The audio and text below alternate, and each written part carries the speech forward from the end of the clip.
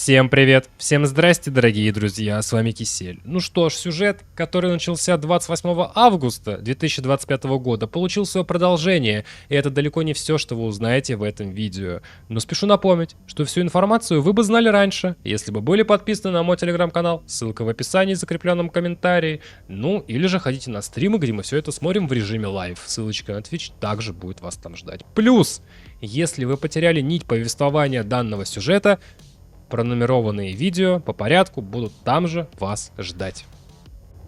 Начнем по порядку. Первое. Новость Галнета от 13 ноября 2025 года. Федерация пилотов подтвердила, что после нескольких месяцев спекуляций и политических споров ее члены теперь имеют доступ к системе HIP-87621. Это беспрецедентное решение предоставляет лицензированным командирам особый доступ к системе. При этом гражданские, корпоративные и правительственные органы по-прежнему не допускаются. Представители October Consortium называют это явное расхождение между ранее доступными данными о системе и фактической астрометрией следствием искажений. В качестве основных причин они называют безопасность и научную целостность. Они также подтверждают, что по той же причине вход в систему на постоянной основе запрещен кораблями-носителями. Ученые полагают, что необычные биологические маркеры растения могут объяснять аномалии дальнего сканирования, которые изначально привлекли внимание к этой системе. Командиры, которые уже отважились отправиться в HIP-87621, сообщают об обнаружении экзобиологической флоры, не похожей ни на одну из ранее каталогизированных. Ввиду этого October Consortium объявила о сборе данных экзобиологического сканирования для дальнейшего научного анализа. Федерация пилотов призывает всех лицензированных членов поддержать эту инициативу, проводя исследования и передавая полные данные экзобиологического сканирования компании Vista Genomics на астероидной базе Exogen Sciences.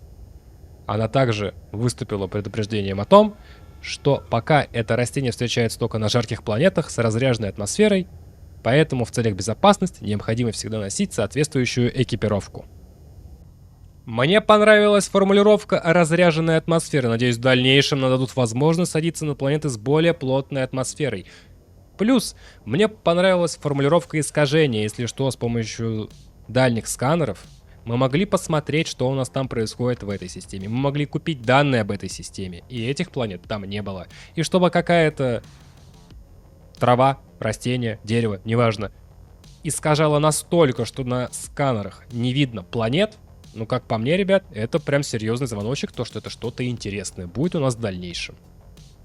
А еще, я надеюсь, что вы поставили лайк и уже написали комментарий, так как это очень сильно поможет продвижению видео. Заранее спасибо.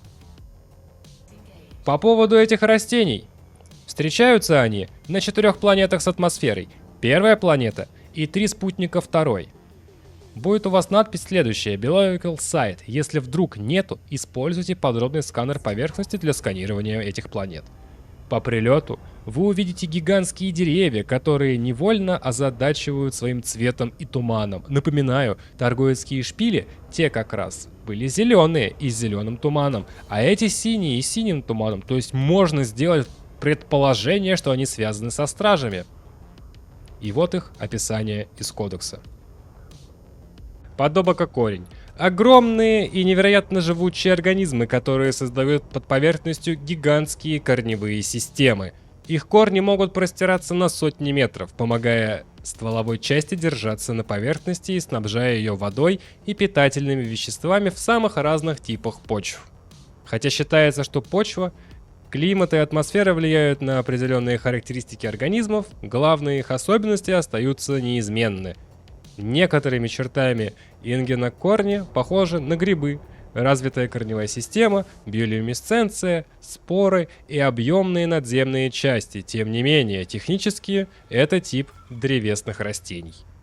Вид подобокорня – массивная воздушная корневая система, которая поднимает растения на несколько метров над поверхностью. Благодаря своей оболочке данный вид надежно защищен от экстремальных температур. поэтому может обитать в самом разном климате. Широкие наросты в верхней части подоба корня служат платформами для семенных коробочек, которые способны разбрасывать семена на огромные расстояния. Но это еще не все. На первом спутнике второй планеты вы найдете место крушения корабля той самой пропавшей ученицы профессора. При сканировании получите следующее сообщение. Фрэнк, надеюсь, это сообщение как-то до тебя дойдет, хоть я в этом очень сомневаюсь.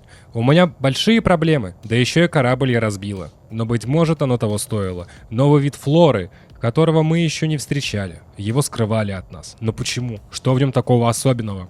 Я наберу образцов для исследования. Надо мной прилетел корабль «Октобер Консорциум». Меня ищут, это точно. Скоро обязательно поймают, надеюсь, до того, как я успею отправить последнее сообщение с данными об экзобиологических образцах. Фрэнк, если ты это читаешь, попрессуй «Октобер Консорциум» насчет того, что они тут делают. Новыми экзобиологическими находками нужно делиться с научным сообществом. Я не доверяю ни одной компании, которая прячет от нас свои открытия. Слишком много плохих примеров было. До связи, надеюсь. Терри. И куда делась она сама? Ни малейшего понятия. И, кстати, все видео выходят гораздо раньше на моем бусте, ссылка в описании. Подписывайтесь, если хотите поддержать меня и канал. Ну или же обычные привычные донатики. А мы продолжаем. Также стартовала цель сообщества, связанная с этой новой экзобиологией. Федерация пилотов подтвердила, что члены теперь имеют доступ к системе HIP-87621, где, согласно отчетам, обнаружена экзобиологическая флора, не похожая на ранее каталогизированную. Октобер Консорциум объявил о сборе данных экзобиологического сканирования для дальнейшего научного анализа. Пилоты могут принять участие в этой программе, зарегистрировавшись на базе Exogen Sciences в системе HIP-87621, а затем приступив к сбору образцов новой флоры на биологических объектах, расположенных на нескольких планетах системы HIP-87621. Далее эти образцы должны быть проданы компании Vista Genomics на базе Exogen Sciences через представителя в зале ожидания станции. Учитывая уникальный характер этой флоры и острую потребность в данных, Vista Genomics сняла свое обычное ограничение в один образец на планету. Таким образом, пилоты могут собирать многочисленные образцы с одного участка. Для использования сборщика генетических образцов потребуется комбинезон Артемис. Образцы для этой инициативы будут продаваться со множителем X8. Пилотам рекомендуем соблюдать осторожность, так как на всех планетах, где встречается этот необычный вид, дневные температуры на поверхности достигают экстремальных значений. Пилоты, сделавшие хотя бы один взнос, получат следующее вознаграждение: комбинезон Артемис Фотон синего цвета, денежное вознаграждение в кредитах, размер которого зависит от достигнутого уровня успеха и индивидуального вклада.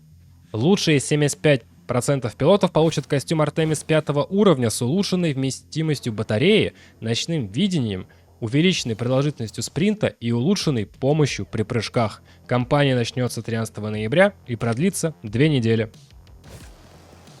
Собирать это все очень просто. Вам не нужно бегать на гигантские расстояния. Собирается это все, грубо говоря, в одном месте на одном сигнале. Проблема одна.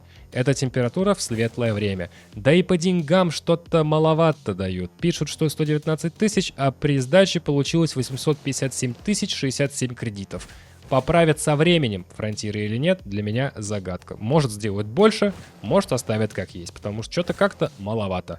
Чисто ради заинженеренного скафандра, я считаю, стоит поучаствовать в этой цели сообщества. Также я просканировал всю систему на предмет чего-то интересного на планетах, куда можно высадиться. И, увы, к сожалению, ничего. Конечно, хотелось бы верить, что эта экзобиология терраформирует атмосферу для того, чтобы гробница стражей, там как некронов из Warhammer 40 тысяч, активизировалась и вывела из спячки стражей. Но, увы, боюсь, этого не будет. Да и то, что там что-то есть под землей, связанное со стражами, что искажает сигналы и прячет планету от сканирования, я тоже сомневаюсь. Но в любом случае, скоро мы об этом узнаем. Пишите, что думаете по поводу всего этого дела в комментарии, будет очень интересно почитать. С вами был Кисель, всем до встречи и пока-пока. Увидимся в космосе.